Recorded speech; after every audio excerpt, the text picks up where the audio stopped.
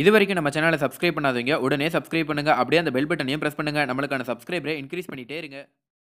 Hello viewers, IPL கிரிக்கெட்டில் இந்த வருடம் நெட்டிசன்களிடம் வசமாக சிக்கிக்கொண்டார் Ashwin. Mankad out, no ball என வாங்கி கட்டிக்கொண்டிருக்கிறார்.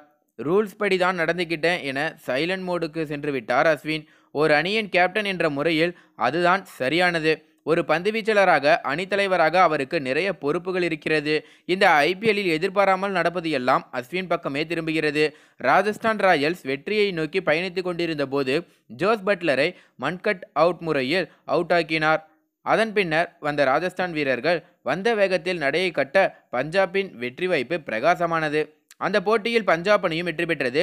ஈடன் கார்டன் மைதானத்தில் நேற்று நடைபெற்ற போட்டியில் மிரட்டி கொண்டிருந்த ராணாவை கஷ்டப்பட்டு வெளியேற்றினார் பஞ்சாப் வீரர்கள். பின்னர் வந்த ரசலை பஞ்சாப் அணியின் சமி வீசிய 17வது ஓவரின் கடைசி பந்தில் ஸ்டம்புகள் சிதற ஆட்டமிழந்தார்.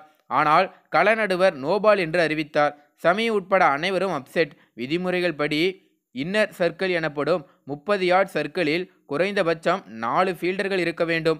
ஆனால் 30 யார்ட் சர்க்கிளில் 3 ஃபீல்டர்கள் மட்டுமே இருந்ததால் நோபால் அறிவிக்கப்பட்டது. இந்த நோபால் தான் நேற்று பஞ்சாபின் வெற்றியை பறித்தது என்று கூட கூறலாம். இந்த விக்கெட்டின் போது ரசல் 3 ரன்களை மட்டுமே எடுத்திருந்தார். அந்த ஃப்ரீ ஹிட்டிலும் 1 ரன் மட்டுமே எடுத்திருந்தார். அப்போது 4 ரன்கள் அடித்திருந்தார் 6 பால்களை பிடித்து. 20 ஓவர் முடிவில் அந்த அணி 4 விக்கெட் இழப்புக்கு 218 ரன்களை குவித்தது.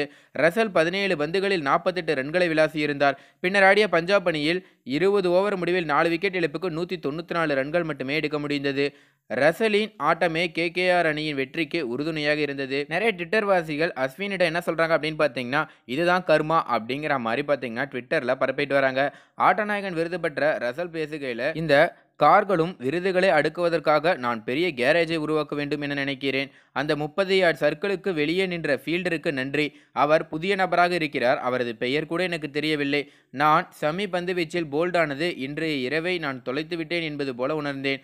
ஆனால் நடுவர் நோபால் அறிவித்ததும் அனைவரும் சந்தேகத்துடன் இருந்தனர். சமி எல்லை தாண்டி விட்டாரோ என முதலில் நினைத்தேன். பிறகுதான் ஒரு வீரர் யார்டுக்கு வெளியே இருப்பதை உணர்ந்தேன்.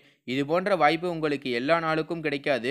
இந்த வாய்ப்பை சரியாக பயன்படுத்தி கொள்ள வேண்டும் என நினைத்தேன். அதன்படி சிறப்பாக செயல்பட்டது மகிழ்ச்சியே. கெயில் எனக்கு சகோதரர் போன்றவர். அவர் மிகப்பெரிய ஜாம்பவான். அவரை கட்டுப்படுத்துவதற்கான திட்டங்களை ஏற்கனவே வைத்திருந்தோம். நான் அதிரடியாக இந்த போட்டியில் விளையாடி இருக்கலாம். ஆனால் எப்போதும் கெயில் தான் பெரிய ஹிட்டர் அப்படிங்கிற மாதிரி அவர் பேசியிருக்காரு. மேலும் தற்போது இந்த தகவல் தான் ரொம்ப வைரலாக பரவுது அப்படின்னே சொல்லலாம். மேலும் இந்த தகவல் குறித்து உங்களோட கருத்து என்ன அப்படிங்கிறத கீழே கமெண்ட்டில் பதிவு பண்ணுங்கள்.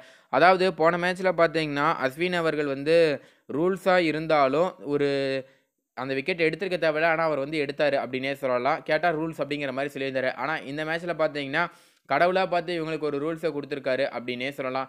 மேலும் இந்த தகவல் உங்களுக்கு பிடிச்சிருந்துச்சுன்னா மறக்காமல் லைக் பண்ணி ஷேர் பண்ணுங்கள். இதே போல் பல தகவலை தெரிஞ்சுக்கொள்ள நம்ம சேனலை உடனடியாக சப்ஸ்கிரைப் பண்ணுங்கள். தேங்க்யூ.